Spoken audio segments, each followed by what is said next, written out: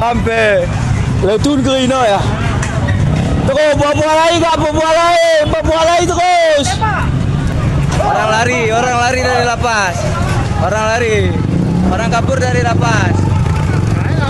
Hiyo video unaitazama hapo ni video ambayo ikionyesha wafungwa kutoka katika gereza la Indonesia ambapo walikuwa kitoroka gerezani humo, ambapo takribani wafungwa 53 wametoroka kutoka kwenye gereza la Kutken huko Esi baada ya kuvunja mlango mkubwa wa kituo siku ya Machi 10, 2025. Wafungwa 21 kati yao wamejisalimisha na wengine wamekamatwa.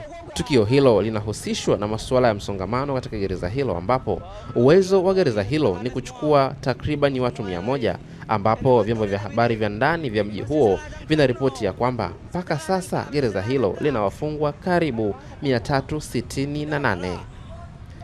Ili uwe wa kwanza kupata taarifa zetu hapa Sawasawa Digital, hakikisha una subscribe, lakini pia unawasha alama ya kengele ili uweze kupata ujumbe punde tu tunapokuwa tumekuwekea taarifa zetu. Lakini usisahau kucomment, kulike, kushare taarifa zetu kwa wengine waweze kuzipata.